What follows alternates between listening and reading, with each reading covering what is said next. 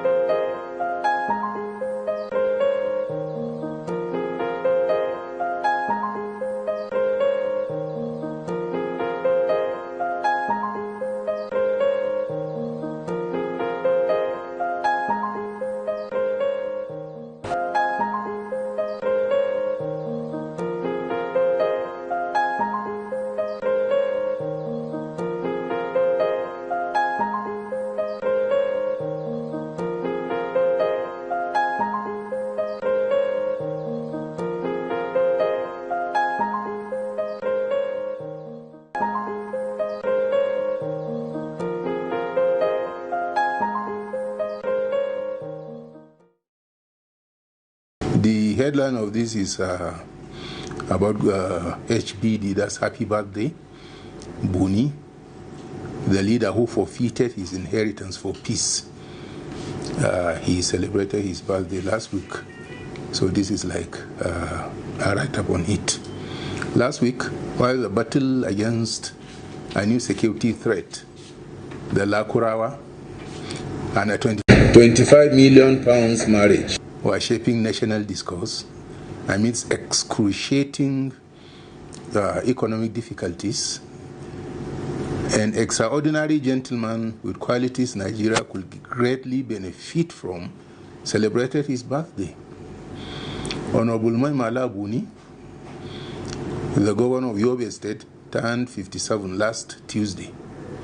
Relatively young, God has entrusted him with leadership.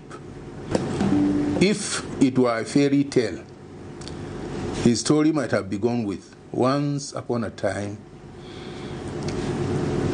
in the not-so-sleepy village of Bunigari, a child of destiny was born to the industrious family of Alhaji Bukar and Hajia Khadija.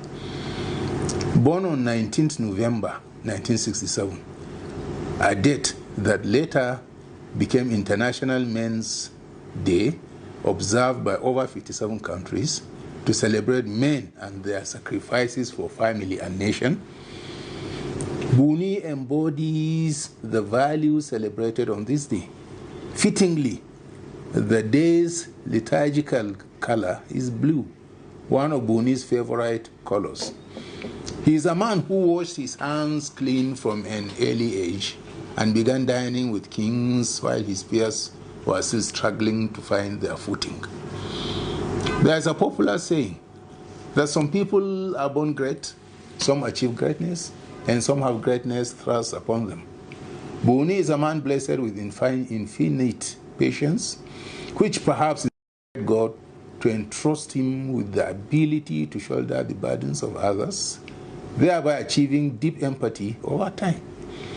Mama Mohammed, his Director General of Press and Media Affairs, aptly described him as a personification of humility, an embodiment of courtesy, a gentleman par excellence, a leader with listening ears, and very humane. His father, a highly successful and wealthy businessman by local standards, passed away when Buni was just 17. His experience epitomized the usual rancor associated with disputes among relatives over estates left behind by prosperous deceased individuals. The family could not resolve the matter, so it was taken to court. Buni bore most of the pressure as the eldest child, as the judge had to rely on his testimony to shape the judgment. Owing to his close relationship with his father and the high regard his late father held him with, his input was needed because it was to play a crucial role in resolving the case.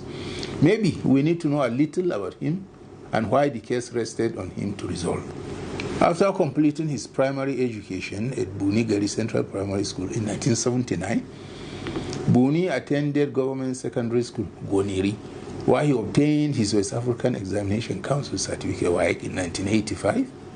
What stood out was that as a result, his father purchased a tipper truck and stationed it in Goniri to transport sand and other commodities. The proceeds provided young Buni with a weekly allowance of 5 naira. At that time, 5 naira was enough to buy a ram and still leave change for snacks and drinks. Consequently, his corner in the school dormitory became a social hub. According to childhood accounts shared by Muhammad Mohammed, his generosity began very early in life. His friends had unrestricted access to his wardrobe, taking clothes, scarves, food, and shoes without fearing any complaints from Buni. This generosity made him a magnet for friends, schoolmates, and later political associates. Buni was known for reaching out to people beyond his immediate environment and expanding his friendships. Those who know him often say that he never feels fulfilled when there is no one to help or share with. One fellow governor once eulogized him as Dogo Maihanun Kyauta. That's the tall man with a generous hand. Returning to the court case, both sides of the family conflict tried to win him over. On the day of reckoning, with thick silence enveloping the courtroom and expectant eyes on him, he approached the dock and stood attentively as the case was introduced. It was perhaps during this moment that Buni's habit of listening carefully, digesting what he hears, and weighing his responses thoughtfully was formed. After hearing the arguments, he asked the judge, "Can a person forfeit their inheritance?" Upon receiving an affirmative response, Buni calmly declared, "I have forfeited mine." The courtroom erupted in astonishment, and the judge had to hammer the gavel repeatedly to restore order. Young Buni, the judge asked him, "Young man, do you know what you are saying?" The judge, "Yes," Buni replied, "insofar as it will bring peace to our family." The judge, moved and impressed, said, "Allah yema al-barka," that is, may Allah bless you. From that moment, Buni's reputation as a peacemaker was firmly established. However, this episode alone does not fully encapsulate his extraordinary qualities. Buni is a man blessed with power and wealth, the two most sought after possessions by humans, yet he remains grounded in humility, generosity, and grace. Beyond serving others, he is driven by an unrelenting desire to empower them, as we shall explore further. Thank you.